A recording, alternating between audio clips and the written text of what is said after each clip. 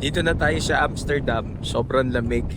Di na ako naka Di na ako naka-video kagabi kasi antok na ako. Hindi ko kinaya yung sobrang taas na flight.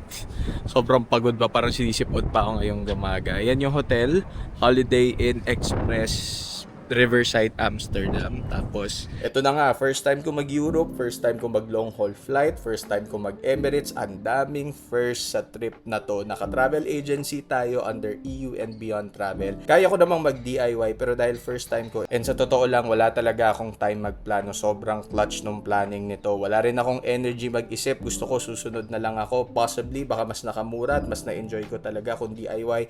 But again, ayoko magplano. Gusto ko rin ma-test out yung Europe at ma-intro ako about the countries para next time madali ko na lang siyang madi-DIY. Meron akong idea considering pa nga na ilang countries na yung mapupuntahan ko for this tour, kaya perfect starter experience talaga ang mag-travel agency katulad nga dito sa EU and Beyond para wala na kayong iisipin, lalo na kung kasama niyo yung parents niyo, mga senior. Nag-ready na rin ako ng compression socks kasi nakaka-trauma yung mga nagbo-bloat na paa sa TikTok na nakikita ko, at comfy dapat yung clothes niyo dahil kailangan ready to sleep ako anytime. Hala, ayun na yung aeroplano, excited na ako mag-Emirates talaga. So, yung unang flight natin, papunta muna tayong Dubai, saka tayo lilipat to Amsterdam. 16 to 17 hours lahat yung buong flight. So, naka-ready tayo sa malalang long haul flight. Pag special ka dun ka sa left, pag normal ka, dito ka sa kabilang side.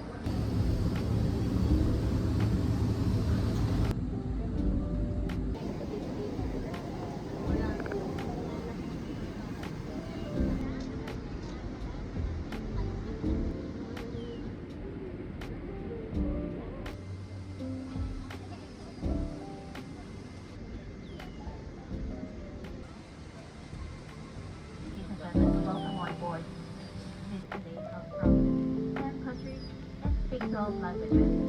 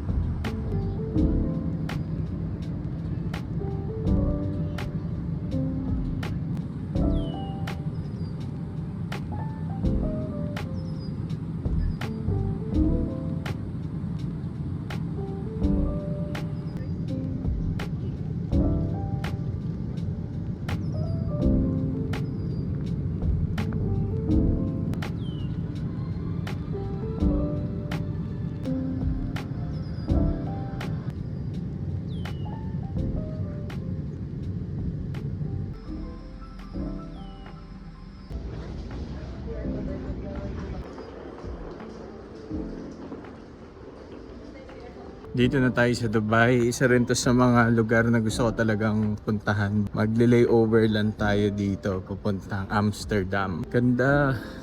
Wow! Muna ako. Kung arrival ka, diyan ka. Kung Dubai yung stop mo. Kung hindi, dito ka sa connection. Bale, papasok ka lang ulit dyan. Check lang yung mga bagahe din. Okay. So wakas, nakarating na tayo sa Dubai after 8 hours and 30 minutes ata. Meron lang tayong isang oras, 1 hour and 45 minutes na lang before our flight. Tatry kong libutin kung ano mang nandito since marami akong energy after the flight. For my first time experience sa long flight, nailaban naman siya. Kinabahan ako kasi baka sumakit yung paa ko or mainip ako or ganyan. Medyo nakakainip syempre since first time, but at the end of the day, looking forward kasi ako sa pupuntahan, kaya siguro na-enjoy ko naman. Ayan yung parang shopping center dito. Syempre, yung fakes na kinababaliwang chocolate. Kung gusto nyo yan, alam nyo na. Check na muna natin yung ating boarding gate. Nasa B19 tayo. For this trip, may mga kasama tayong mga Filipinos talaga halos dahil nga dun sa EU and Beyond na tour, mostly Filipinos yung magkakasama. So sabay-sabay rin kami pumunta dito, same flight. Yun nga lang, nagkanya-kanya na kaming punta dun sa connecting flight namin.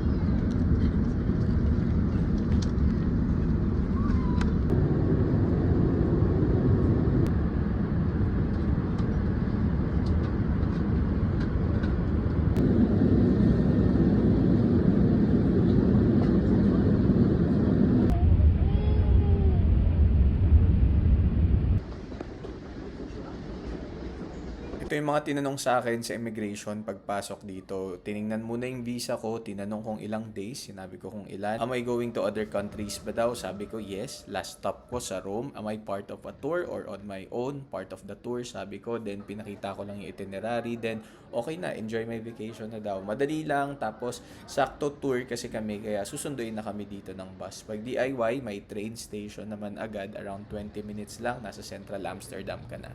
Isang mabilisang look lang sa room natin dito sa Amsterdam. Dito tayo sa Holiday Inn Express. 4-star hotel na nila to. Yan, maluwag naman siya. Usually, mahal talaga dito. Kaya, goods yung klase ng room natin. May mirror na parang nako-close at CR. Bukas na ako mag-update dahil matutulog na ako. Buong araw na tayo nasa aeroplano. Sakit na ulo ko. So, good night and bye-bye.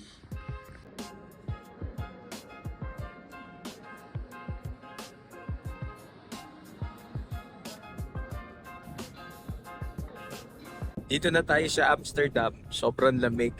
Di na ako naka-video kagabi kasi antok na ako. Ito yung pinaka view.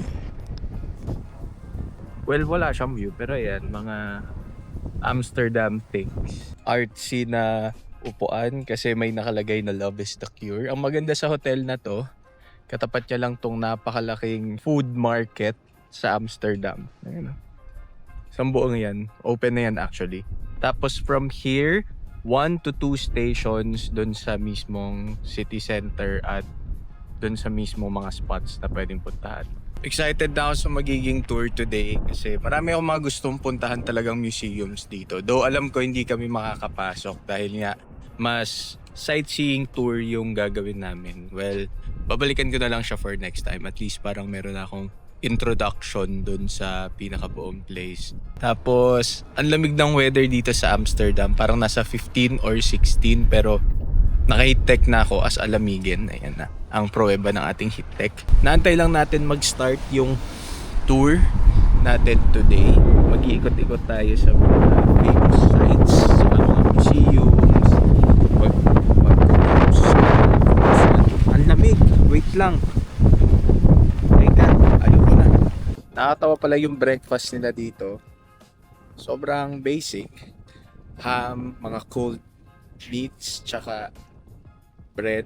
Tapos may pork and beans na lasang tubig. Naway sipakin tayong mag-upload sa YouTube. Kung kailan man ito ma-upload. Yeah. Tara. Ito yung lobby ng hotel natin. Toothpaste, 5 euros. Yan yun. People they made the Netherlands. You know, they made the Netherlands. In a few moments, you will see the windmills I see that. You can find also souvenirs in Amsterdam. The prices are almost the same, so you can do buy here.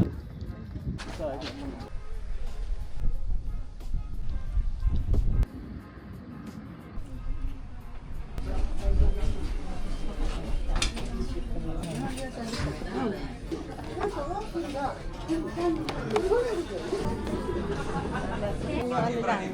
Pero may kinang. Tapos po, eto, pa-clear siya ng pa-clear. Dito sa ating first stop, malawak to. Mas maganda talaga maaga dito. Ngayon, mga nasa 9 a.m. dito. Nag-open ata siya at 8. Pag nandito pala kayo, kailangan nyo mag-prepare ng 1 euro lagi. So, mga nasa 67 pesos kada ihi nyo. Ito yung restaurant nila. Usually, pancakes, yung bestseller and pastries. Andyan yung Wooden Shoemaking Museum, which is famous itong San Cesanis.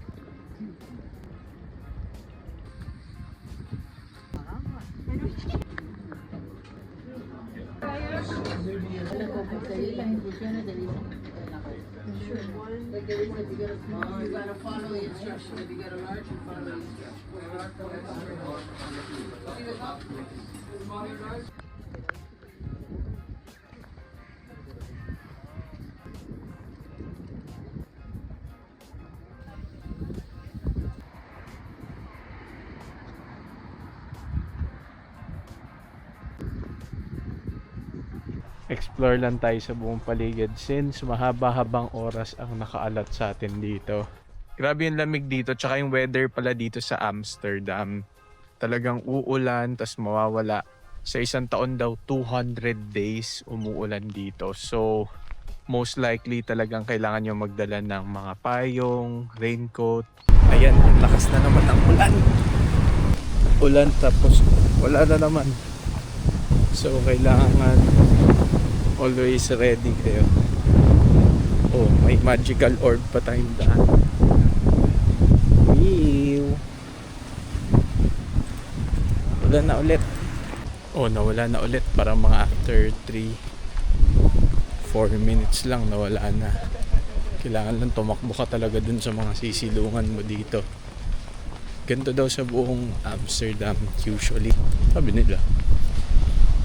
Sa mga videos naman parang di naman naulan. Next nito pupunta na tayo dun sa may city mismo.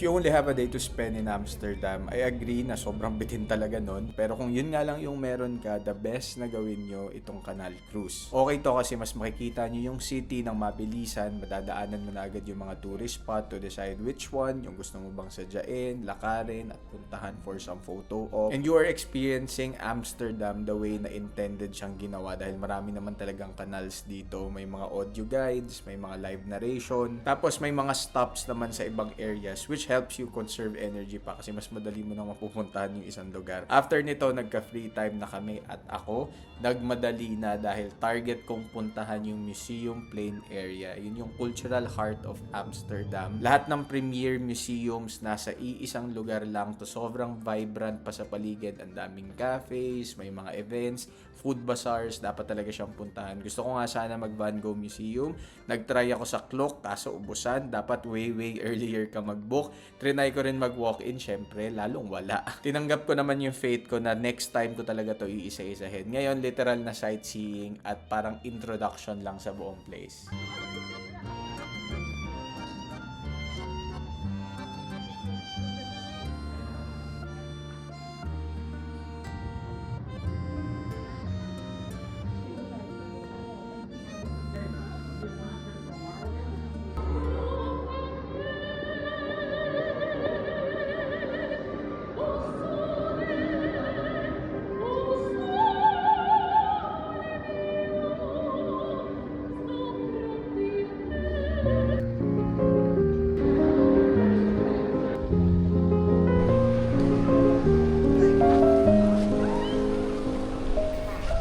Ito talaga yung magandang pasukin sa loob eh. Oh.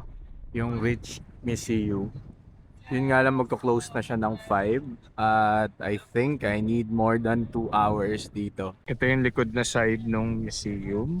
Mostly bikes ang uso talaga dito. Kaya kung mag-stay kayo ng mas matagal at kung mahilig kayo mag-explore, talagang bike ang kailangan yung rentahan. Wala kang masyadong makikitang parking ng sasakyan pero parking ng bike sobrang dami. Though yeah, kailangan nyo mag-ingat sa mga pickpockets at kung ano-ano pa.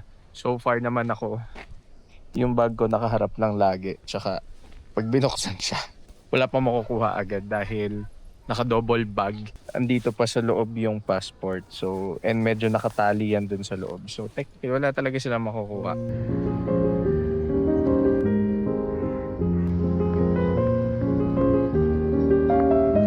May mga nakalagay na coffee shop. Yung mga coffee shop na yan, hindi talaga yan coffee shop. Bentahan yan ng mga ano ba? Mga damo-damo. Ayan, itong mga area na to puro coffee shop siya. Yun yung sinasabi kong coffee shop na kakaiba. Hey, brother! Brother! Hey! Oh, natin kilala yung mga yun. Alam lang nila, nagbe-video ko. Sobrang swerte na daw dito sa Amsterdam pag naabutan yung may araw katulad niyan. Lalo na sa mga ngayong panahon na medyo rainy season. Buong umaga kanina, uulan, tapos mawawala, tapos uulan ulit, tapos sobrang lamig. Ngayon, first time nagpakita yung araw. So, saya.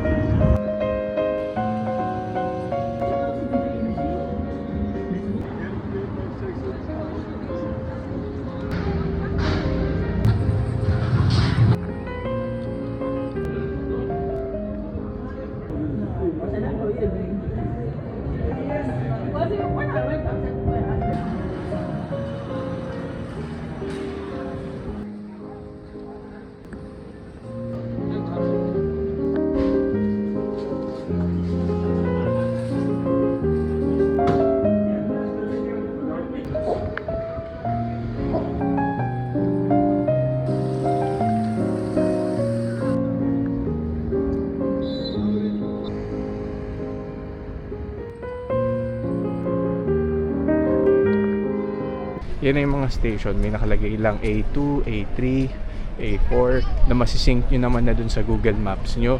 Okay din mag City Mappers app yan. Para lang siyang Google Maps. Siguro mas accurate minsan, but so far naman Google Maps din na try ko. Wala namang problema. Talagang babalikan ko tong lugar na to. Dahil ang dami pang pwedeng i-explore sa mismong area. Pasok tayo dyan. Nakita ko lang may UK terminal dito. Ibig sabihin kaya papunta na talaga tong London. Saya pala, galing Amsterdam. Diretso ako na makakapunta ng London. Ang problema, as a Pilipino, wala ka namang visa. So, papatapon ka rin. One way, day return, other products.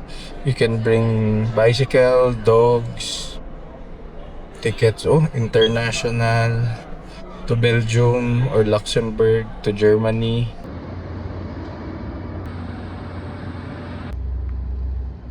Ayan yung Amsterdam Central, 'di ba? Sa tawid lang nito, andyan yung Dam Lookout. Pag check nyo yan yung parang observatory deck para makita nyo yung Netherlands, yung Amsterdam on a different angle kasi from tawid siya. So makikita nyo yung buong area. Sikat na lookout yan. May mga activities yan sa taas. May mga parang swing. Then, itong ferry na to, yan yung isa sa mga natatanging free na ferry pag tatawid ka from one place to the other. Mamaya itatry ko yan since nasa tawid yung hotel ko. By schedule yan, parang like 6-7 minutes. Tapos tatawid na siya dun sa kabila. You can bring your bike, your pet. Cute ng aso. So yan, magpa-park lang siya dyan. Tapos tawid ka na. Ayan o, nakabike lang sila halos lahat dito. Even ito si kuya bike lang sila.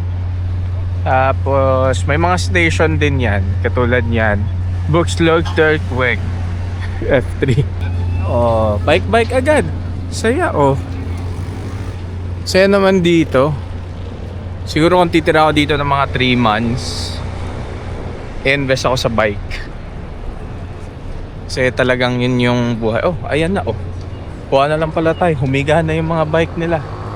Paano kaya nila na mamarkaan yung bike? Walang lock? Sadyang tiwala lang. Kaka-check ko lang yung pupuntahan nating library tsaka yung ibang spots na tatansyahin ko. Eh magsasara na pala. Actually yung iba sarado na. So baka sumakay na tayo itong free na ferry. Maglalakad na tayo papuntang hotel. Medyo maaga pa to be honest, alas 8 pa. Yung iba nga ata sa mga kasama ko babalik dito para i-check yung red light district. But I think I've seen enough to imagine kung anong mga mangyayari doon pag mas gabi pa. Then babalik naman tayo dito. Mag-research tayo para dun sa next countries na pupuntahan natin since hindi talaga ako nakapag-research. Medyo nadali tayo doon. Kaya yung ngayon mabilis ang research ako.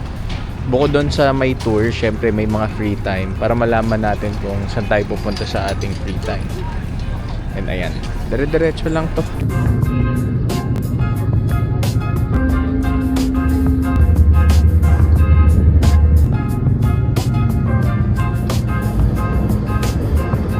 Mga lokal na yung dumadaan dito. Ang mahalaga may dumadaan pa rin. So, sunod lang tayo sa kanila. Mostly ng mga nandito, residential area na. Mga low-rise lang din. Tapos parang tahimik. Yan o, ganda. Parang peaceful ng mga bahay nila.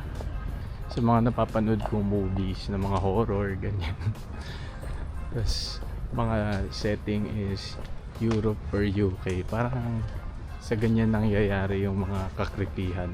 Mas creepy na yung mga pinapanood kong crime, thriller, mga suspense sa mga ganyang bahay nangyayari. Alam ko na kung ano yung iniisip kong series, parang Baby Reindeer. Kung napanood nyo yun, parang dyan yung setting, parang ganitong vibe. Kasi ang tahimik lang dito, yung iba ang ginawa nila, from doon tumawid lang sila, tas dito na nila pala pinark yung mga sasakyan nila. Ayan na yung hotel natin. Sa tapat lang yan, may malaking supermarket na hindi ko pa napasok. Yung kaninang pinakita ko. Ooh, gusto nyo na mga fresh fruits, mga berries, 3 euros, 6 mga berries. Ayan, may mga pasta, pesto, 4 euros, vegetables. Quinoa ba yan? Pero may sushi, 12 euros. Hindi ko kino-compute, pero buwang man. Spinach, parang spinach dip. Pasta, lasagna. Meal talaga na rice. 7 euros. Pwede ka magpaluto, siguro. So, papainitin mo lang. Ano ka? Hummus. Wow! Okay ah. Siguro kasi baka busy na masyado yung mga tao dito kaya nagpapaluto na lang talaga sila.